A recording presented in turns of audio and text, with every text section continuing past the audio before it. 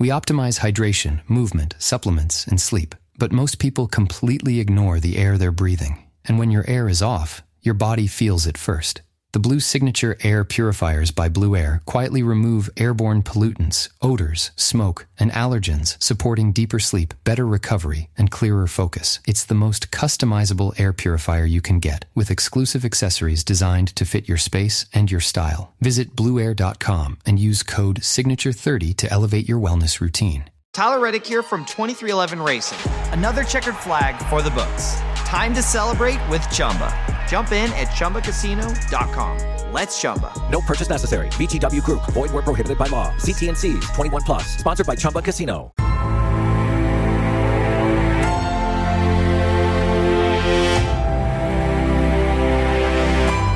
There are heroes and there are legends. Heroes come and go. Legends never die. We usually say that you cannot become a legend before death. These are living legends. If the legends fall silent, who will teach the children of our ways? Sun Coaches Podcast, Season 5, brought to you by Titan Sensor, is proud to present The Legends.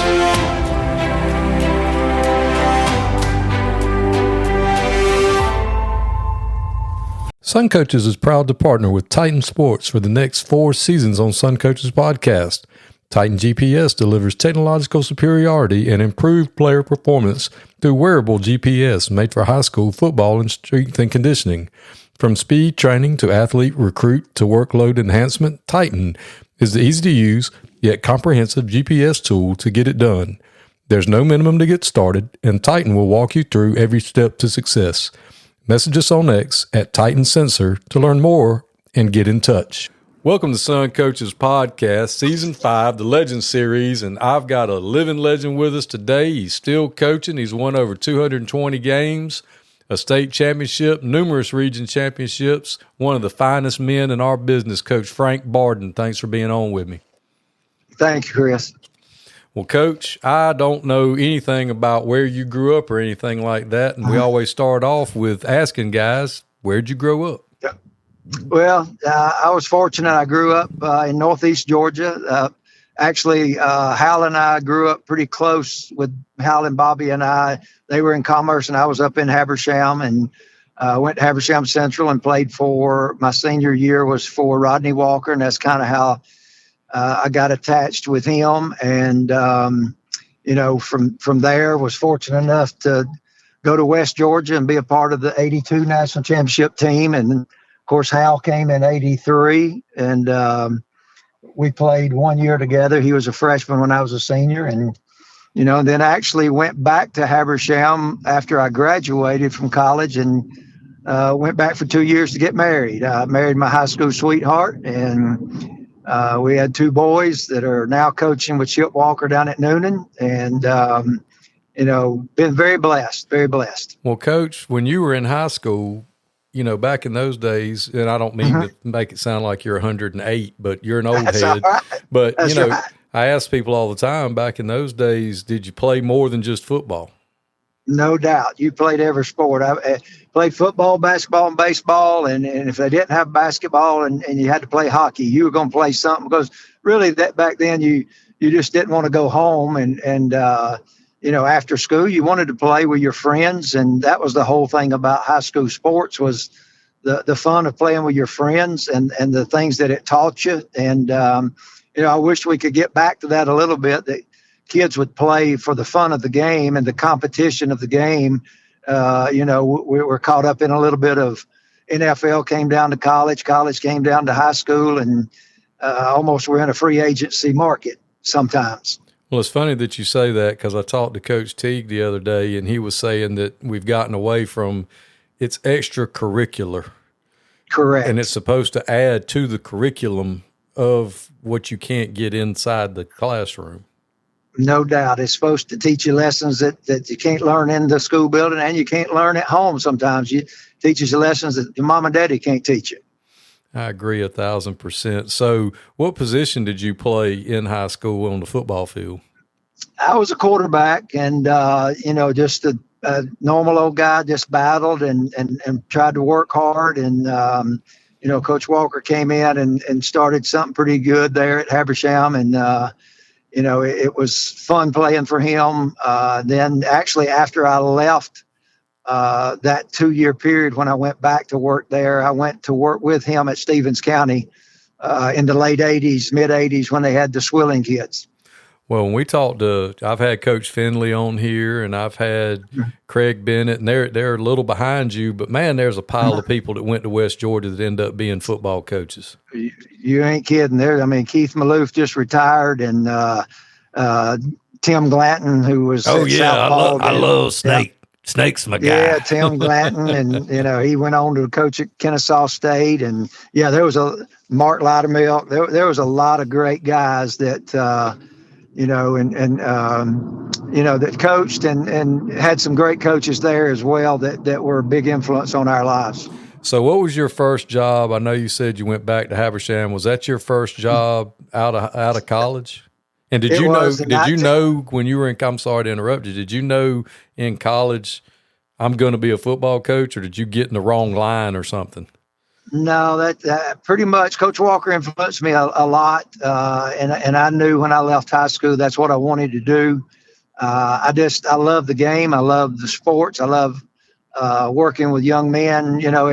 I think just like everybody probably's told you, to me, coaching's like kind of like ministry. It's a calling. And, that's the other thing I would say is, man, it's so rewarding, to do something that you enjoy. And after I left Habersham, those 2 years, I went to work with Coach Walker. And then my first head job was at Pickens County, and stayed there 2 years and loved it. I loved Jasper. I loved living there. Had great kids, great people. Worked for a great principal, Steve Sewell, and then Cartersville opened up, and it's really a God thing that a guy from Pickens County goes to Cartersville. And I stayed at Cartersville 18 years, and that finished up my 30 as far as one of my 3 retirements. And but just been very blessed with great people and great coaches and great players.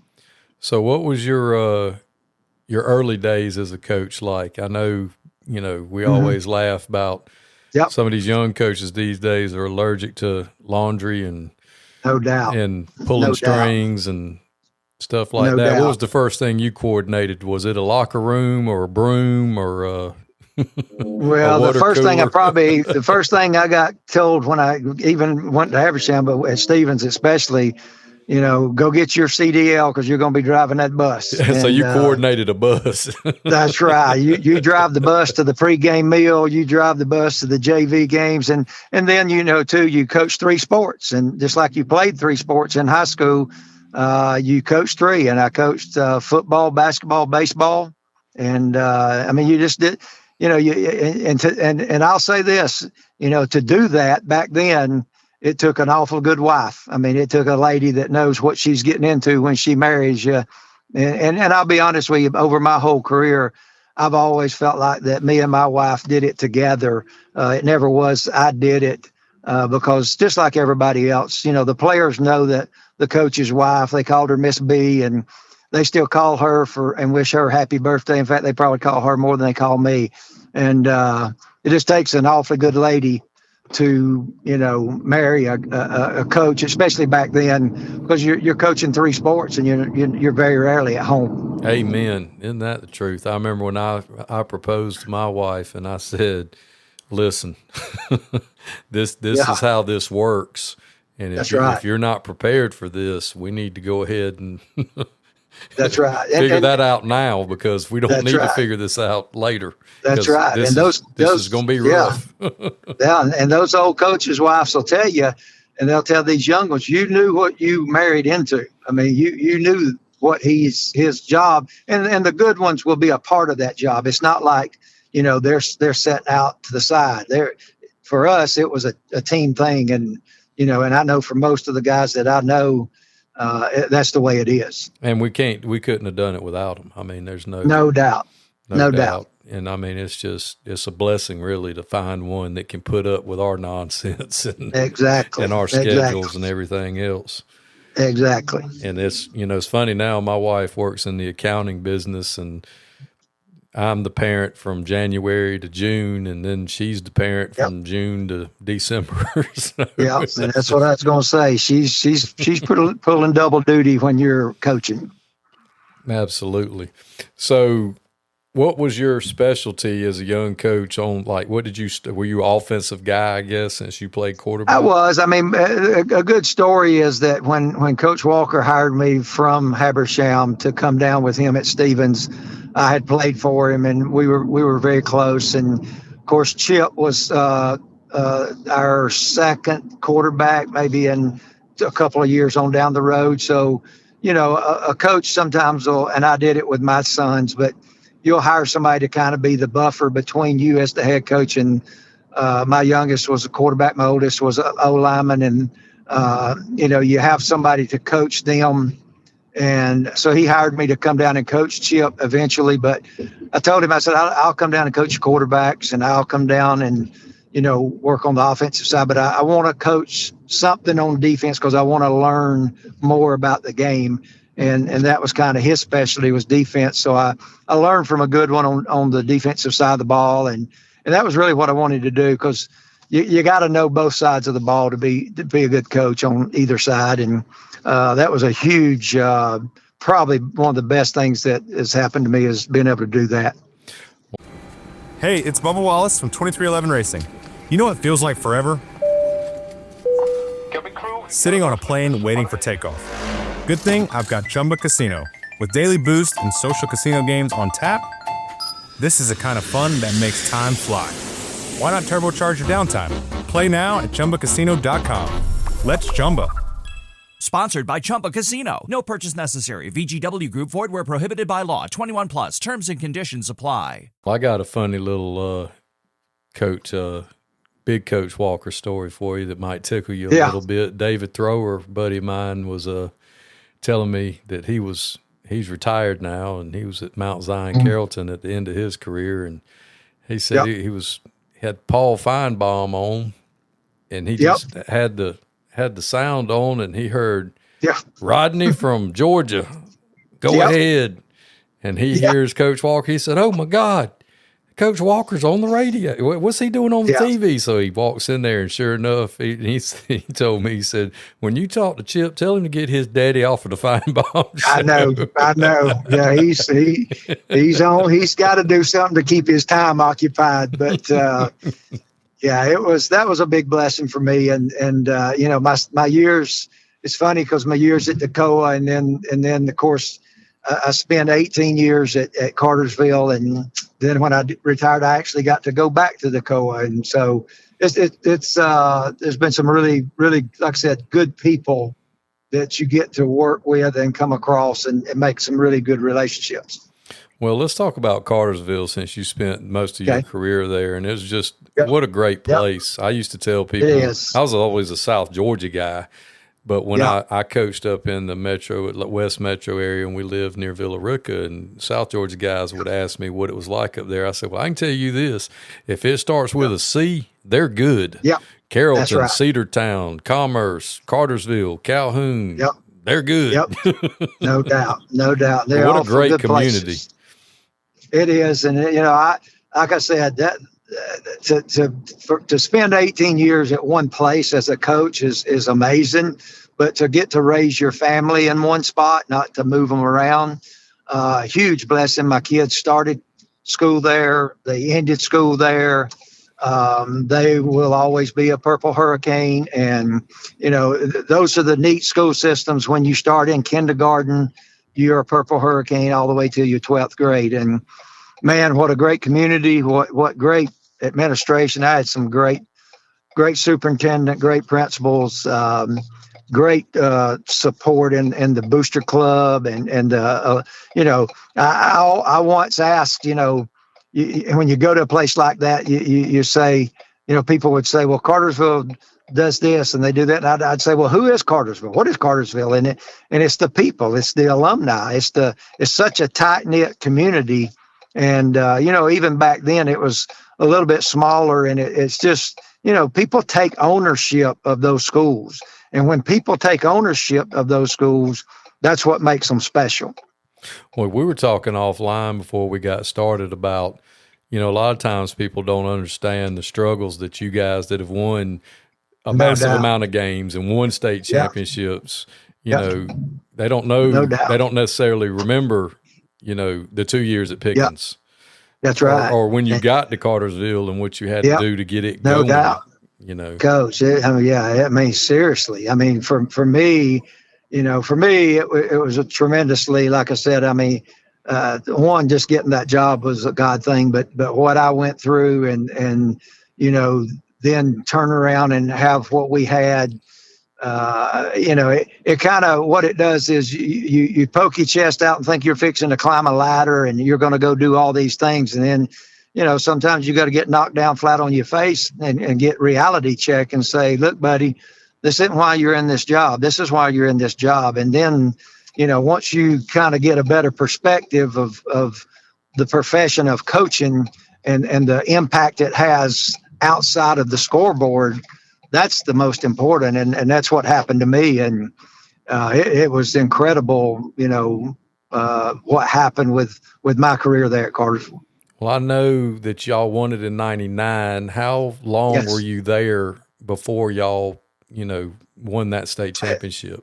It was just 4 years. It was just 4 years. It was the fourth year. And, first 2 years were a little tough. And we were in like you said, we were in one of them regions with Carrollton, Cedartown, all them. I think we were in 11 team region and 8 of them had won a state championship.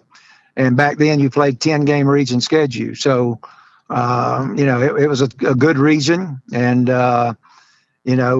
you go in there and you're 32 years old and you battle and you learn a lot. Like I said, you think you got the tiger by the tail and you're going to do all these things. And, I think that's the way life works. Sometimes you got to get, and I heard Tom Brady even mention in today's game what he went through, and he goes, people have to go through that. You have to go through that to make yourself really, what you accomplished and to move forward. And so, it was the fourth year, and we had a kid named Ronnie Brown who played at Auburn and played for the Dolphins, and wonderful kid, wonderful young man, and obviously had a lot of other really good players around him. And it was special. It was very special. Yeah, and I don't think, some of the younger coaches these days, they weren't around when there were some good teams back then that got left at home because only 2 got to go to the playoffs. That's right. Because it was, and even back in the 80s and 90s, you used to have region championships. And I remember even down in Valdosta and Lowndes and all them, they'd have like the top 4 teams and only one comes out, and that's when they kind of started changing. Say, look, we got to get this thing where the good teams make it to the finals. But you're right. Like I said, 8 teams of that region, 8 schools had won a state championship, and just some, great coaches, great programs. And, like I said, the fun part is even back then, and when I was learning under Coach Walker and some of those guys, you learned how to try to outwork people. You learn how to try to run a program, with the right way and the right things, and working hard in the weight room. And, it was I couldn't ask for a better time than what I had. So when you got done at Cartersville and you got your years in, where did you go after that? I retired and I went back to Stevens, and I did a 49% at Stevens. And in fact, I got a couple of players, got a player working for me right now that played for us. And, it was fun going back because I coached some of our players from that era in the 80s and 90s. I coached their sons, and that was fun. I got to, coach with some guys that you had been with for a long time. And really, when you reach that point, you're really not chasing a rabbit. That was probably the best thing, is after you get your 30, you want to develop a good product. You want to develop a winning program, but you're not chasing a rabbit that you're never going to catch. And there's a lot of rabbit chasing going on right now. That's a good way, great way to put it. So how long were you at Stevens before you? I went back there. I was there 4 years, and then I stopped doing that, and I got a call, and there was a private school in Atlanta, and I'd never done private school, so Paul Standard and Tim McFarland I called them first thing, and they gave me a lot of good advice on the private school route. And, it was a small school in Alpharetta, St. Francis. And the intriguing thing was they said, we got a guy down here named Brandon Jacobs that has been running a travel team, a feeder, and that'll be your feeder. And, I got to coach some really talented players that stayed with us through the 10th grade, and ended up 7 of them went to Milton and went to different places. And, but they were really talented class. We had 12 guys in a sophomore class, and probably 7 of them were Power 5, and the other 5 went D1. So went to St. Francis, and then Hal took the athletic director job up at Christian Heritage, and where I'm at now in Dalton. And Hal called me and said, look, you want to come up here? And I said, heck yeah, we've always wanted to work together. And so I went up there, and didn't know after 1 year he was going to go back to Calhoun and be the system-wide AD, which was a good move for him. But been really, honestly, to tell you the truth, I'm exactly where I need to be, because I need to work on me and my whatever you want to call it, my why, my being true to yourself, whatever. But I really enjoy it here. We got good kids, we got good people, and you're kind of here for all the right reasons. Yeah, you told me off air before we started that you got to share your testimony earlier today, and that was probably pretty awesome. It is. I mean, and like I said, when you start, you feel like it's a calling, and now you're at the end, and you get to, to me, the more than the numbers and the records and the scoreboards and to me, it's the impact on kids. It's can you move a kid from middle school young boy to graduating young man, and it's just it's fulfilling to be able to do what I'm doing right now. And Tyler Reddick here from 2311 Racing. Victory Lane? Yeah, it's even better with Chumba by my side. Race to ChumbaCasino.com. Let's Chumba. No purchase necessary. VGW Group. Void where prohibited by law. See T&Cs. 21 plus. Sponsored by Chumba Casino. It's a lot of fun, and I got some great people around that hold me accountable. I need that more than anything. And and then I get to watch my 2 boys are down with Chip, like I said, at Noonan, and I tried to talk them in not going into coaching, but they did. And, they love it, and it's in their blood, and that's what they want to do. As long as they're happy. As long as they're happy, and they're doing what they want to, they feel like they're called to do. And, it's like I said, it's a career of many seasons, and one you look back on and say, man, that was a lot of fun and a lot of good people. So let's go back and talk about, from a football coach's standpoint, at each one of your stops, you go into the new school. What was the first thing you knew you had to get established? Like, I got to get this right before we can do anything else as far as getting our program in place. Yep.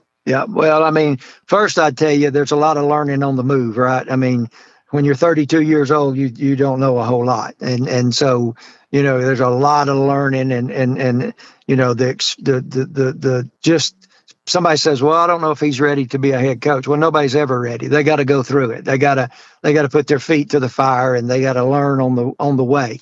And, you learn from the people that you work for. Like I said, I've had some really good people that I've looked up to. But, some of the things that to me, you just want to do right by the kids, right by the community, right by the parents. And the older you get and you've had kids, you understand this is somebody's son. They have entrusted me being a coach or a role model or a leader, influencing their son. And so, the more you can see these kids as somebody's son and not, a player that's going to help you win games, then you get a different perspective on, wow, this is really important. So, putting the right people in front of them with a good staff, there's no question the good programs right now and the good programs back then had good coaches. They had good staffs. I mean, there's so many good coaches that may not ever have been a head coach, but they were awesome coaches. And, so good staff. Obviously, teams are built in the weight room. Teams are built in January through May in the weight room. There's no question. That's where you build your team. And so I think the weight room is most important because, it's just team building. And then two, it's for, safety. But weight room was important. And then, there's no magic scheme. A lot of people think, oh, this is the magic offense or this is the magic defense. And we all go try, but there's no magic. It's playing good fundamental football, playing good ball and not beating yourself. And, we can all look and see that, even in our own personal life, when we go through failures, it's usually because of what we did or the mistake we made, not the other team. If you watch a game, a lot of teams don't beat a team. The other team most of the time beats themselves. And so that's the goal now for me is how good of fundamental sound football can we play? Yeah, that was something that Coach Heron and you could tell Coach Franklin Stevens, had worked for him because they both said the same thing. They said, you got to learn how not to lose. That's right. Because it's a whole lot easier to lose a game than it is to win a game. Exactly. No question. And that's a very important thing to learn. And every one of them had a story.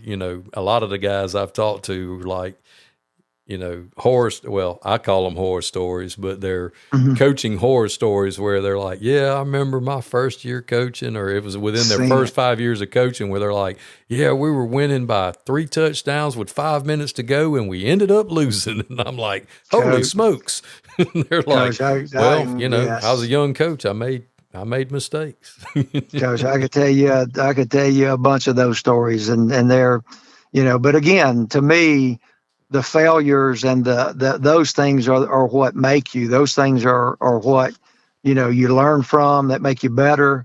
They make you, just better all around. And you got to go through them. Some people, sometimes our parents today, and, we don't want our kids to fail. We don't want them, but they got to fail. By failing is how they, get to where they need to be. And same thing as a coach. You got to go through it.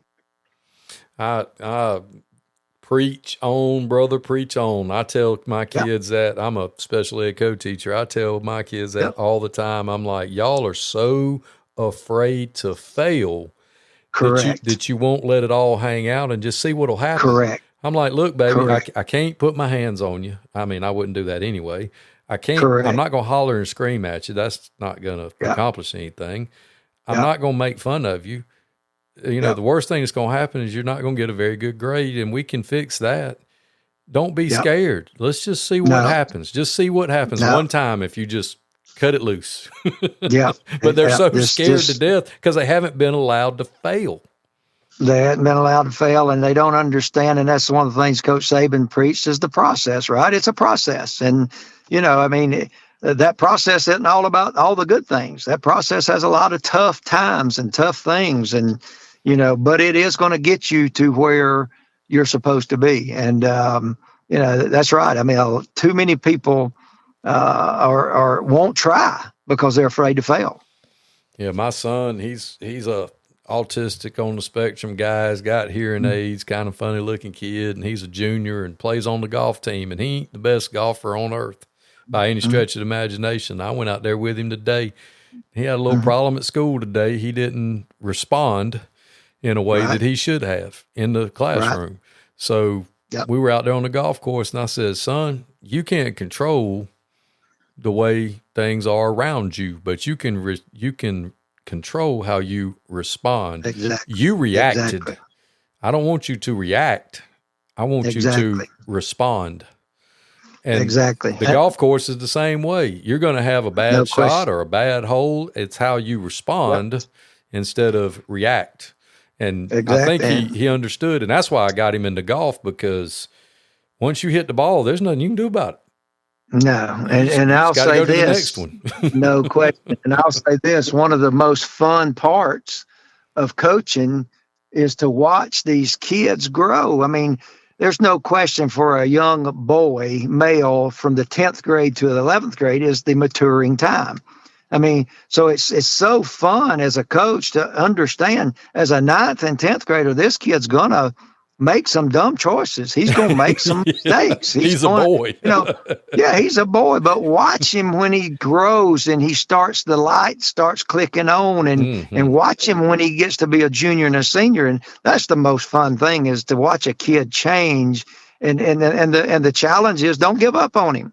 No. Don't give up on him, because he's going to be fine. Everybody has got their own way of getting to the end result. And for these kids, you gotta understand they're going to get there. You just got to be patient with them and love on them. And, I was always taught from when I was playing and back in the 80s, and coaches did it to me, I'm going to get my butt chewed. I'm going to get chewed out. But I promise you this, before I left that field house, that coach come up and put his arm around me and built me back up. And that was the fun part back in the days, the tearing down a little bit, breaking them down, but then you built them back up, and you didn't let them leave that field house without putting your arm around them and telling them, I love you, and you're going to be okay. And that was fun. That was real fun. And not giving up on the freshmen. I mean, good Lord, they're babies. You don't know what they're going to grow up to be. They could end up being an animal when they grow up. That's exactly right. That's exactly right. And that light switch clicks on now. It does. And when it does, it's a really fun to watch that kid grow. I told one of the kids the other day, he's a working kid. Like he's a construction type guy, and he does work-based learning. And I told him, I said, I'm really jealous of you. And he was like, of me? I work in concrete. And I said, yeah, but when you're done working, you get to point at what you did and say, look, I built a foundation, or I built this house. Right. I said, man, I don't get to see the result of my work until years down the road. That's right. Or when light comes on, like you said. That's right. And and that's fun. It really is. Well, what are some things about the game? You've been in it for a long, long time. What are some things about the game that's changed, not only from like a technology standpoint or X&O standpoint, but just the overall state of the game that's changed, good, bad, or indifferent? Yeah. Well, I mean, obviously, the good is the game changes. Especially scheme wise. I mean, back in the 80s, we were running the wishbone. A lot of these spread coaches used to be wing T coaches. I know Franklin Stevens, they wing T, Jeff Herron, wing T. And if you evolve, that's a common process, is to go to the spread these days. And so it's fun watching that. Then you watch the defenses go from, your base forefront and your technique and you're this and you're that. Now they're everywhere. I mean, we got Kirby plays like a defense that there's athletes everywhere, and they're so well coached and they do such a great job. But, for that, I think for the negative is, do kids today, especially in high school, I don't know about college and pros, but today, do kids really get to learn from the game the lessons that the game has always taught? And that, to me, that's the big thing. You get knocked on your butt, and you got to get up. Your mama can't pick you up. Your daddy can't pick you up. You got to get yourself up, and you got to brush yourself off and go to the next play. And that's fun as far as the lessons that were taught back in the day. And, and two, I'll have to say, and being at Cartersville and like you said, the places that you mentioned, the community support and the tightness of a community, man, that's special. I mean, you can remember when those state championships were at home, and it's fun being in the dome. That's fun. But I don't think there's nothing like a state championship game being played in a town. That is so special. It's unbelievable. I think that means a lot, especially to the smaller towns and things like that. It's just a big deal. And if you lose the coin toss, you lose the coin toss. Oh well. That's right. That's right. But there ain't nothing like, could you imagine Bremen and Barden playing a state championship, and it's in Bremen or either one, or when y'all host in Cartersville and you're playing, say you were playing Calhoun good Lord, there'd be nowhere to stand. No, you wouldn't be able to get in. No, and that's when it was fun, and it's still fun, like I said. And the game is the game, and the kids are the kids. And people ask me all the time, what's different about the kids? And I say, really, the kids are the same. They want to be. Kids want structure and boundaries, and that's why football is a unique sport. It's one of the greatest team sports because it requires sacrifice. It requires commitment. It requires team, and not that the other sports don't. They do, but football is a really neat sport, and it's a really great sport to coach for a team concept. My favorite question to ask in the Legend Series: who are some of your favorite coaches that you coached against, built relationships with, whether they were whipping your tail or you were whipping their tail when you coached against over the years? Who were some guys that you just really enjoyed coaching against over the years? Yeah, well, there's a lot of them. Even back in the beginning, like I said, working for Coach Walker, but I remember we played Winderbear and Phil Jones. Phil Jones was such a class act. Love that man. And then you go on and play. My first region meeting at Cartersville in 1996 was, I sat in the room, like I said, there was 11 schools, 8 of them had won a state championship. I'm in a room I'm 32 years old, and there sits Ben Scott, Lynn Honeycutt, Frank Vohan, Birchfield, was at Cedartown, John Hill. It was crazy. And so I'm sitting in there with all them guys, but guys I've really enjoyed competing against and playing against. Hal and I had a really good time competing against each other. Rich McQuarter down at Charlton County, we had some really great games. Of course, Ray Van at Carrollton, we had some great games. And, there's just so many. And I really think that you build up some rivalries, but you really respected the job. It's fun to watch coaches and coaching staffs do a really good job and put a good product out in their program. That's fun to watch. You can tell the guys that are doing it right, and that was a lot of fun.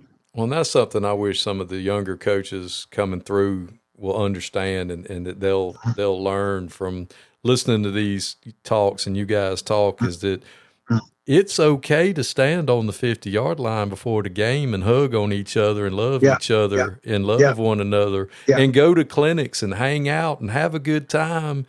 And then when they blow the whistle, try to kill each other. It's okay. That's right. And then still shake hands after the game and be friends again. It's okay. Because I don't see as much of that anymore. No, and I think it starts with just a respect for the job that they're doing, and forget, like I said before, forget the numbers and forget the records and the scoreboard. The job they're doing with kids and what they're doing and the time they're putting in, and really and truly, I'll tell you something that it takes time to evolve, but really appreciate when Hal wins and be really joyful for him. And I now love to see people have success. I like to see, a lot of times, sometimes we as coaches get so in a bubble. Oh, it's all about us, and we think we got to do all this, but it's really more fun to honor and be there for people when they have success, and have joy for them when they have moments. Because I'll tell you this, and I said it all the time: you better enjoy your moments in the sunshine, because you're not going to live there. You're not going to stay in the sunshine. So when you have them moments in the sunshine, enjoy them, but also respect and appreciate when other people have their moments in the sunshine. Oh yeah, Chip said during his recording with me that when they won that first one, or when he stopped and just looked back and at the dome and just stared at the scoreboard, and they're like, "What are you doing?" He's like, "Well, I might not ever come. We may never get to do this again. We better look back at it and enjoy it. You may never. I've never gotten to coach in that game. I've never made it to that. I've never made it to the semis, much less the finals as a coach. Yeah. So I mean, it's special, and you're exactly right. Special. You got to enjoy it, and if you can't, enjoy it for your buddies. I've sat there on the sideline and loved watching. And you walk in, you're like, man, I hope Coach Barden and them can get this one. Stuff like that, and it's just it's just fun to do it. Well, it's fun, and you appreciate it when people like Chip and they win the championships. But like I told you off the air, I am totally amazed at the people that, like you said, may not have ever made that game and may not have ever been at one of them programs where they had great talent but they coached their tail off, and they did it for the right reason, and they did it the right way. And to me, there's so many great coaches that are in that part of the world too, as well as just the ones that you say, oh, they have this number. Oh, there's no telling how many Metro Atlanta guys that have to deal with the amount of nonsense that they have to deal with. Yeah. That a South Georgia coach goes up there, and you're like, wait a minute, we don't have a place to practice. We have to bus to practice. We have to bus to we don't have our own stadium. We got to raise money for do what? I mean, it would be so foreign. And some of the stuff that, in different areas of the state are so different that different people have to deal with. But the one thing that we all have in common is we all have the same job. We all are football coaches or baseball coaches or basketball coaches. There's only so many of us. Yep. And we're all called to do it and to help get a person, a player, a young man from point A to point B. Well, Coach, you have done a yeoman's job of getting it done, and you're still getting it done. How much longer are you going? Do you have a timeline, or are you just going to keep doing it till you? I don't know what I would do if I retired. I wished I could build. I wished I could do carpentry or something, but I can't. And you can only play so much golf, and that's frustrating at times. So, I love coaching, and I tell the people here and wherever I would be, anytime you want to go a different direction, just call me in the office and tell me, and I'll move on. But I got to have something to do. I love kids. I love people. I love being around good coaches. And this year in our region, we had some really good guys that did a really good job coaching and played some really good sound football. And, it was fun. It was a really fun region to coach in. So, I got to have something to wake up the day to, and it gives me a lot of happiness to go out and be with people. Yeah, Coach Charles Truitt told me he stayed retired for exactly 1 week and realized that his wife was going to make him work too much at home, so he went back to work. Yeah, no doubt. But it's a lot of fun. Well, Coach, I do appreciate everything you've done for the profession, the class act. You've always been the example you've set for us coaches, and the job that you continue to do to impact the lives of these young people, and I sure do appreciate you coming on and sharing your story with us. Well, I appreciate you asking, and I appreciate all that you're doing to better our sport, but not only that, better the coaches and the people that hear these. And it's an excellent job, and appreciate what you do. Thanks so much, Coach. Mm-hmm.